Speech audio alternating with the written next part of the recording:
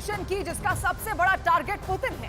Zelensky ने अपनी सबसे खास कमांडो फोर्स को एक्टिव कर दिया है और इस कमांडो फोर्स में 2000 से ज्यादा सैनिक हैं और अब इनको 2 बड़े इलाकों को आजाद कराने की टारगेट मिला है। और दरअसल ये ऐसे कमांडोज हैं जो मॉस्को तक हमला करने की भी तैयारी कर चुके हैं। और पुतिन के खिलाफ जिस मिशन का ये उसको पूरा करने वाले हैं, उसे नेटो ने ज़ेलेंस्की का हंटर प्लान नाम दिया है।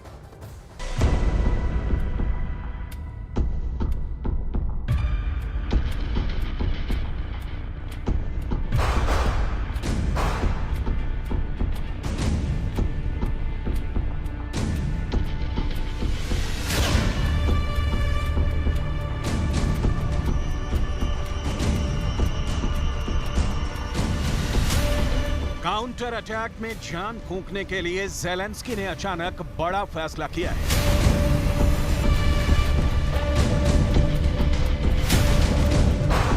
ज़ेलेंस्की ने यूक्रेन की सबसे खतरनाक फोर्स को जमीन पर उतार दिया है। ये है यूक्रेन की 82 air assault brigade.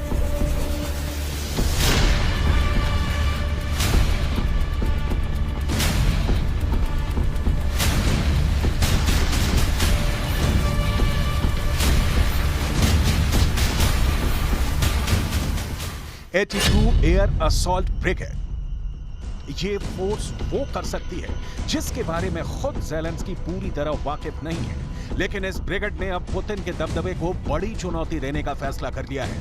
82वीं air assault brigade tank भी चलाती है, बख्तरबंद गाड़ियों में बैठकर आगे बढ़ती है। इस वक्त यूक्रेन में इसके सामने वो मोर्चे हैं जहां रूस का डिफेंस सबसे मजबूत माना जाता है। ये ज़ेलेंस्की के वो कमांडो हैं जो मोर्चा जीतने के लिए किसी भी हद तक जा सकते हैं। ये ज़ेलेंस्की के वो कमांडो हैं जो मरने से बिल्कुल नहीं डरते।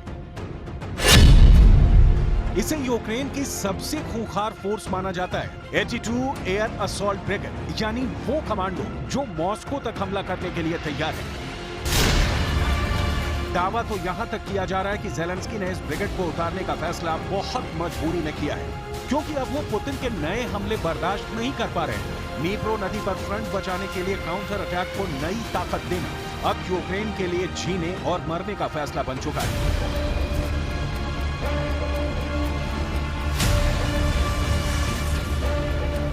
एयर असॉल्ट ब्रिगेड का वीडियो बहुत कुछ बताता है। ये फोर्स बख्तरबंद गाड़ियों में बैठकर आगे बढ़ती है।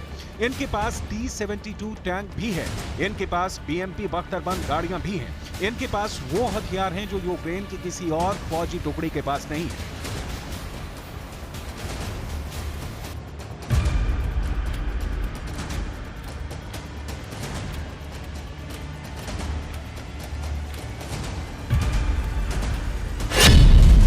यूक्रेन की 82 एयर असॉल्ट ब्रिगेड में 2000 से ज्यादा कमांडो हैं। इनके पास नाटो से मिले सबसे आधुनिक हथियार हैं। इनके पास मार्डर, स्ट्राइकर और ब्रैडले जैसी बख्तरबंद गाड़ियां हैं।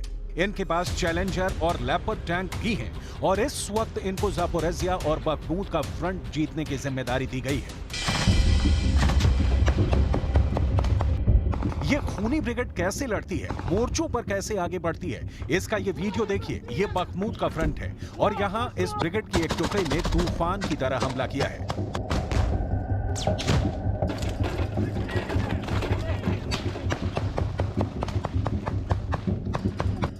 बख्तरबंद गाड़ियों में बैठे ये कमांडो अचानक एक मोर्चे पर पहुंचते हैं और फिर मशीन गन से फायरिंग शुरू हो जाती है। बिना डरे ये कमांडो रूस की डिफेंस लाइन पर कहर बनकर टूटते हैं। रूस की फोर्स इसका कैसे मुकाबला करेगी, ये अभी आने वाले हफ्ते तय करेंगे। वैसे अभी देखा जाए तो बड़ा नुकसान यूक्रेन को है, क्योंकि जून में जब काउंटर अटैक शुरू किया गया तो उसकी तैयारी बहुत पहले सर्दियों में शुरू कर दी गई थी। ज़ेलेंस्की खुद ऐसे फौजी अफसरों से मिलते रहे जिसे वो इस ब्रिगेड के अलग अलग हिस्सों को कमान देना चाहते थे।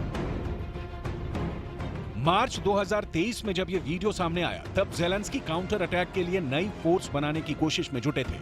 तब तक ज़ेलेंस्की बख्मूत में लाशों का पहाड़ देख चुके थे।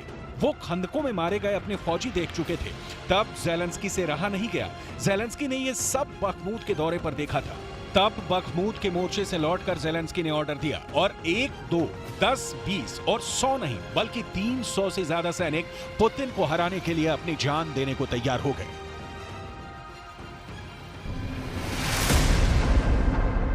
ज़ेलेंस्की के काउंटर अटैक के लिए जो फोर्स इकट्ठा करने की प्लानिंग थी, उसमें 10-20 नहीं बल्कि 334 ऐसे लड़ाकों और अफसरों को तैयार किया, जिसे देखकर यूक्रेन के हर शख्स का सीना चौड़ा हो जाए और इसकी दहशत पुतिन और उनकी फौज में समा जाए।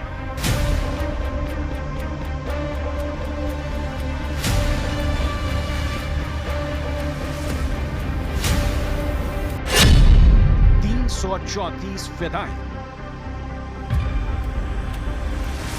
आप इन्हें यूक्रेन की सेना के वो 334 नए अफसर कह सकते हैं जो ज़ेलेंस्की के एक हुक्म पर अपनी जान देने को तैयार हैं और रूस को हराना इनका मकसद है।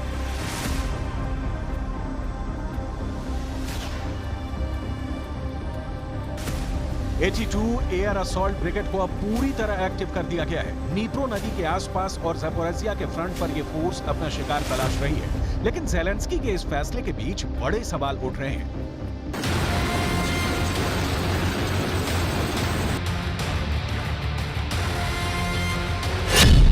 सवाल नंबर 1, ऐसी नौबत क्यों आई कि ज़ेलेंस्की को अपने सबसे बेहतरीन कमांडो फ्रंट पर भेजने पड़े?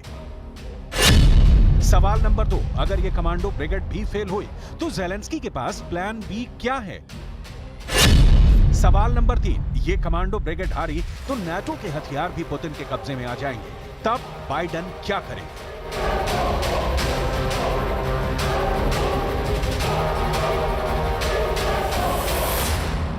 ज़ेलेंस्की इस वक्त वाकई बहुत बुरी हालत में है। उनकी फौज हर मोर्चे पर पीटी जा रही है।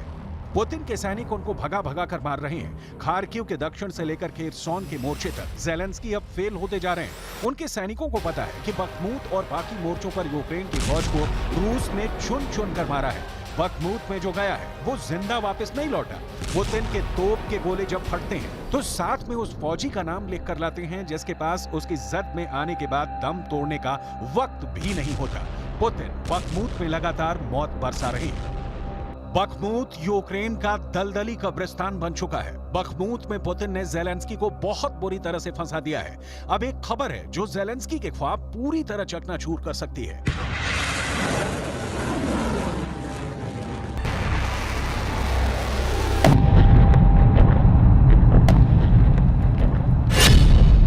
रूस का दावा है कि उसने डोनेट्स्क के मोर्चे पर काउंटर अटैक को फेल कर दिया है।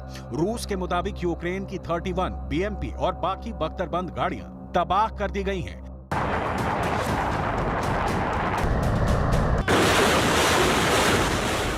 अगर ऐसा वाकई हुआ है तो ज़ेलेंस्की की बख्तर वाली फोर्स को बहुत बड़ा नुकसान पहुंचा है।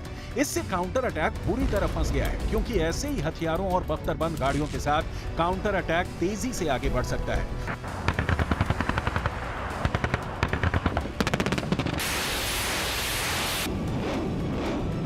रूस का दावा है कि जब से काउंटर अटैक शुरू किया गया है यूक्रेन के करीब 60,000 सैनिक मारे जा चुके हैं। यानी जून के बाद से हर महीने यूक्रेन के 20,000 सैनिक मारे जा रहे हैं। इन 3 महीनों यानी जून से लेकर अगस्त तक यूक्रेन के 5,000 बड़े हथियार तबाह किए जा चुके हैं। इसमें टैंक भी हैं, बख्तरबंद गाड़ियां भी हैं, इसमें तोप भी हैं और हेलीकॉप्टर के साथ एयर डिफेंस सिस्टम भी है।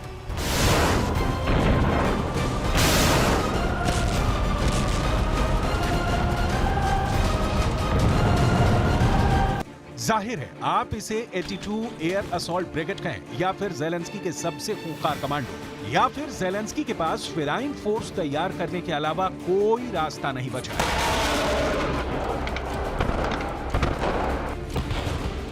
जब इस फोर्स के नए कमांडोज से ज़ेलेंस्की मिले थे तब उस कार्यक्रम में यूक्रेन का राष्ट्रगान भी बजा था। ये ऐसे पल थे जब ज़ेलेंस्की को एक तरफ बखमूत में पड़ी अपने फौजियों की लाशें नजर आ रही थी तो दूसरी तरफ उनके सामने वो 334 फिदाइन खड़े रहे जो अपनी जान देकर पुतिन को हराने की कसम खा चुके हैं।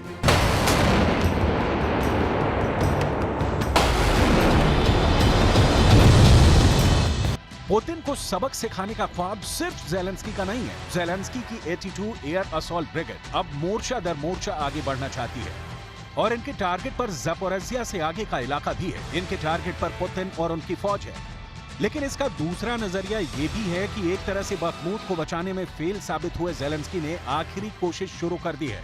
वो बहुत से मोर्चे हार चुके हैं और अब युद्ध को रूस में ले जाते हुए उनकी ड्रोन फोर्स मॉस्को को भी टारगेट कर रही है। हालांकि कई हमलों के बाद इससे युद्ध पर रूस की पकड़ कमजोर नहीं हुई है।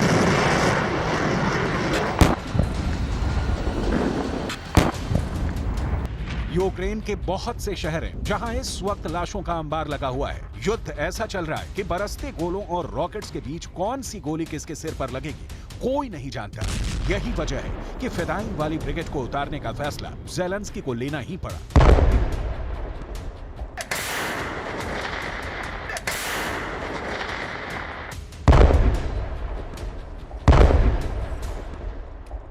अभी इस ब्रिगेड का हौसला बढ़ा हुआ है, लेकिन क्या इसके लिए आगे का युद्ध आसान होगा? ऐसा कहना गलत ही होगी।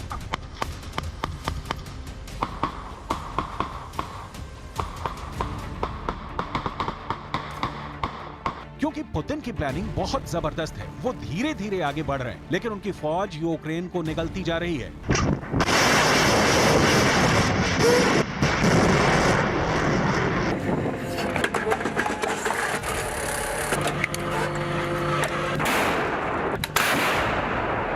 रूस की फौज इतनी ज्यादा हावी है कि चारों तरफ हो रही बमबारी के बीच यूक्रेन के सैनिक बदहवास हालत में हैं। उनके सामने जान बचाने के लाले पड़ चुके हैं। यही वजह है कि अब ज़ेलेंस्की ने ऐसी फोर्स को युद्ध में उतारा है जिससे उन्होंने कीव को बचाने के लिए रिजर्व में रखा हुआ था। वो रूस के सैनिकों की जान लेने को तैयार है, लेकिन अगर ये ब्रिगेड फेल हो गई तो यूक्रेन के डिफेंस की आखिरी लाइन भी पूरी तरह मिट जाएगी। यूक्रेन युद्ध को शुरू हुए 1.5 साल हो चुके हैं। दूसरे साल में चल रहा युद्ध धीमा होने की बजाय और खतरनाक हो गया है और सबकी नजरें अब उन इलाकों पर हैं जहां ज़ेलेंस्की अब भी डटे हुए हैं, क्योंकि पुतिन बखमूत और आसपास मिली कामयाबी के बाद कीव की तरफ कूच करना चाहते हैं ताकि डॉनबास पर दबाव कम किया जा सके और ज़ेलेंस्की के सामने सबसे बड़ी चुनौती खड़ी कर सके, यानी यूक्रेन का पावर सेंटर कैपिटल कीव इस वक्त पुतिन की नजरों में है।